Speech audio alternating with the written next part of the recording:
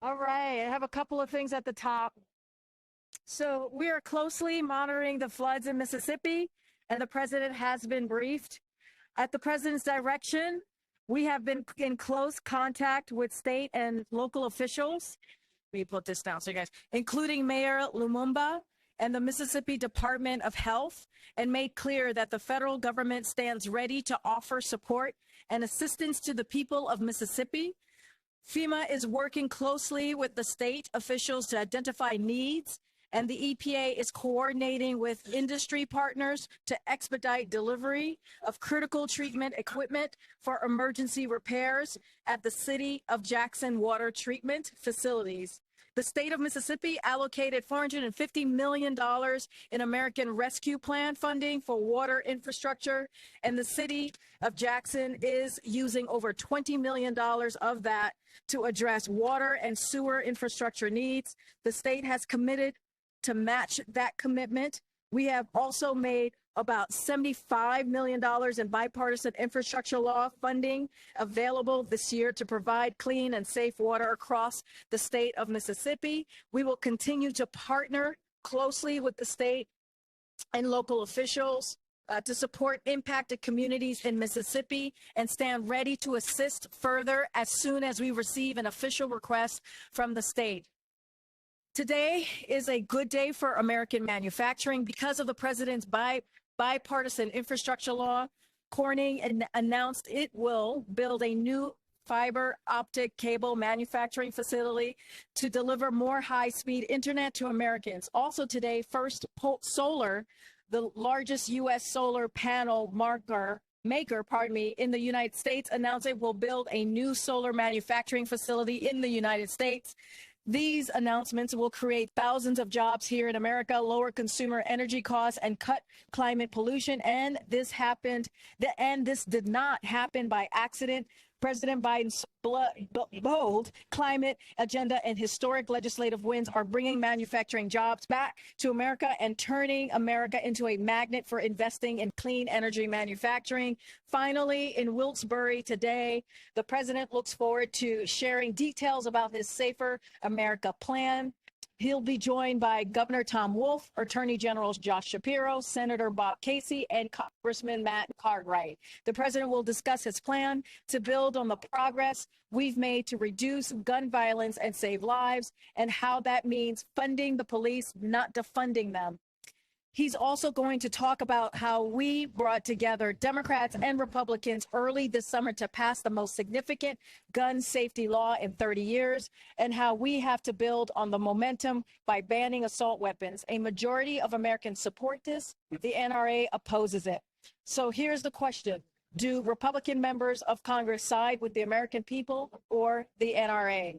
With that, Chris, you want to kick us off? So on Mississippi, has the president spoken to the mayor or to the governor?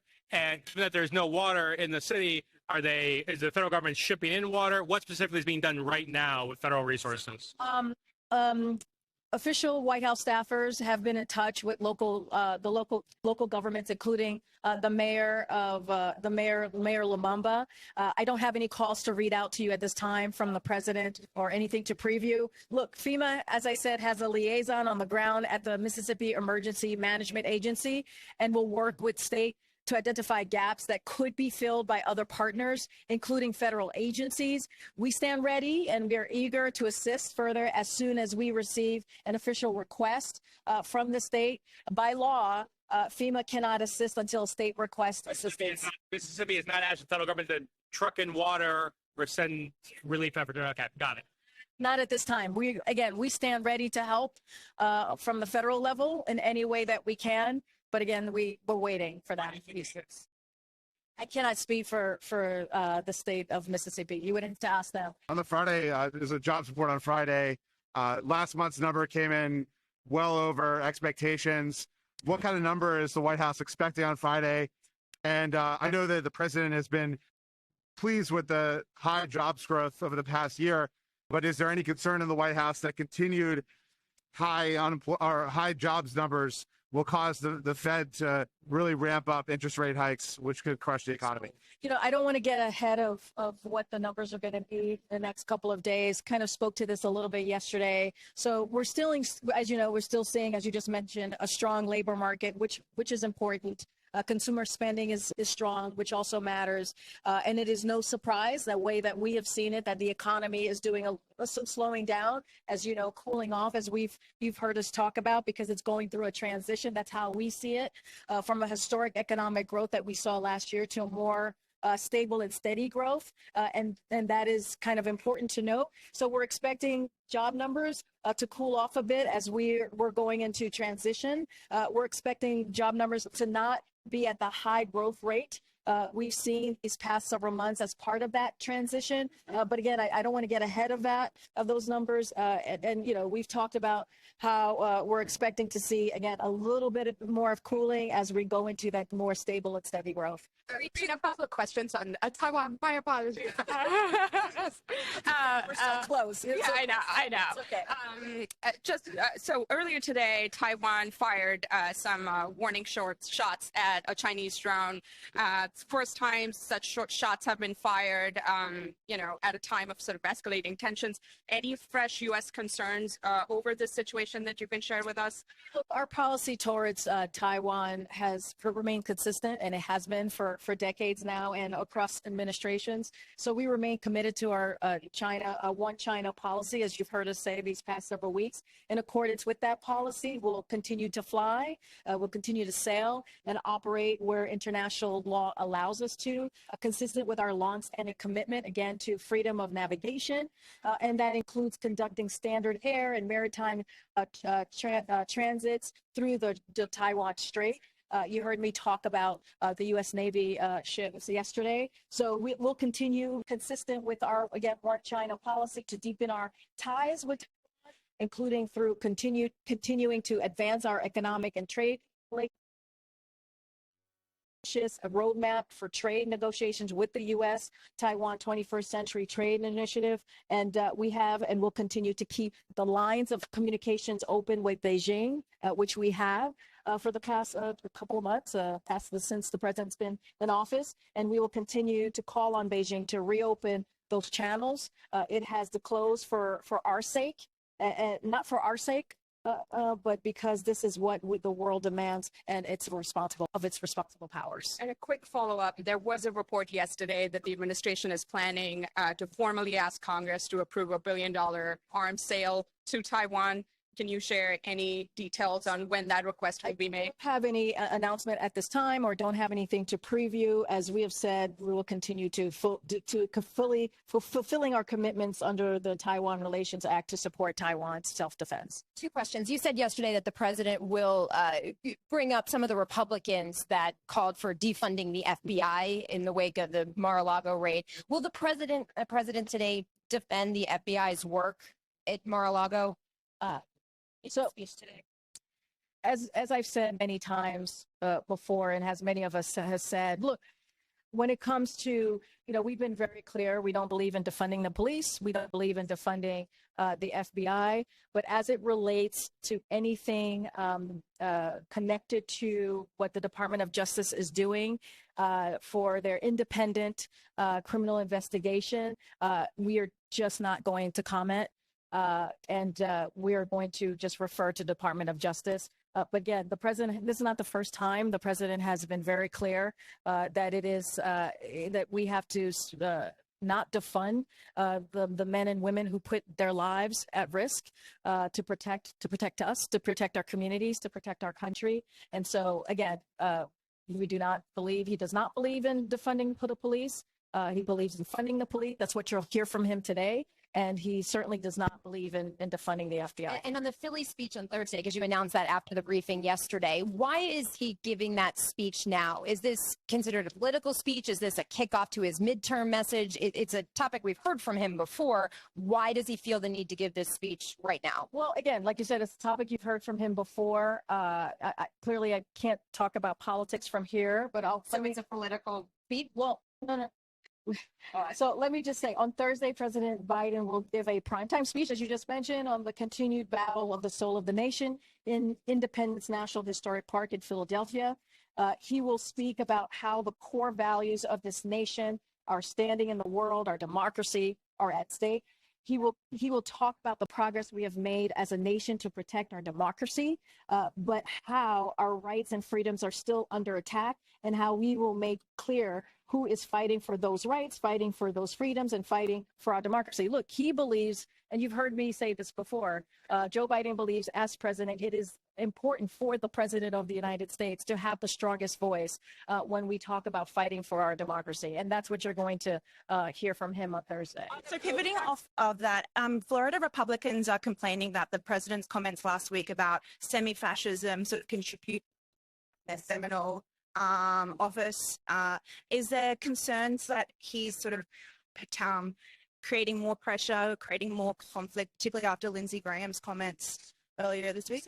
What happened? Sorry, the Seminole office was vandalized with the word fascist on it. I mean, is there any concern that when he's making this contrast with the Republicans that he's contributing to something that's not a unity message? So look, the president has always been clear that violence, vandalism, threats have no place in our society, and that he always condemns such acts as he does here in that particular case. He has also stressed that we must we must all do so regardless of the points of view we're involved in. For example, he has denounced violence against women seeking reproductive medical care and vandalism targeted at those who oppose reproductive rights, right? So he has been very consistent here, and we're just going to to condemn any type of violence. It is not appropriate in any political debate.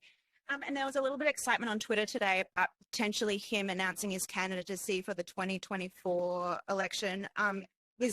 Can we expect that sometime soon with the filing his candidates? Or? Again, I can't speak from here, from where I stand. I would refer you to DNC on anything that's related to that. So the new COVID vaccines that might be approved this week have only been tested on animals. Is the one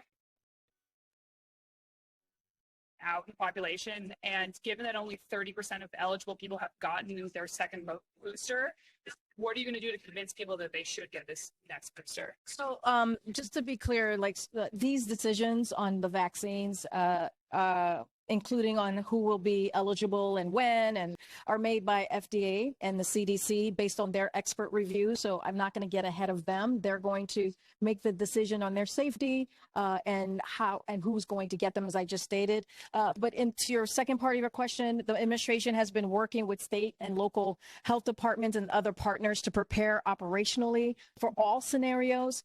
This includes working together to ensure vaccines remain available at a range of trusted, convenient locations, including local pharmacies and community health centers, and easy to access. So, as you know, we're learning from the comprehensive campaign that we had for earlier in this administration.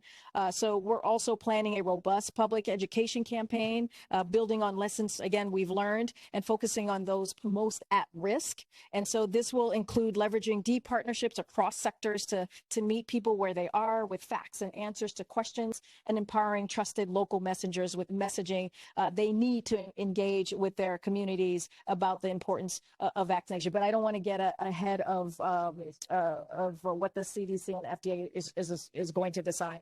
India is participating in military exercises with Russia. Given that India is a partner of the United States in Asia, how does the administration feel about that kind of relationship?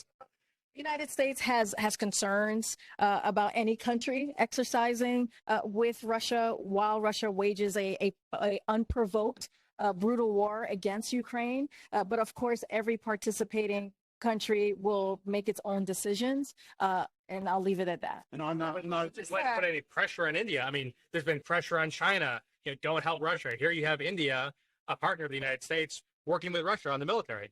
Yeah, my first sentence there is saying that we have concerns, and any country exercising with Russia while Russia is waging this unprovoked.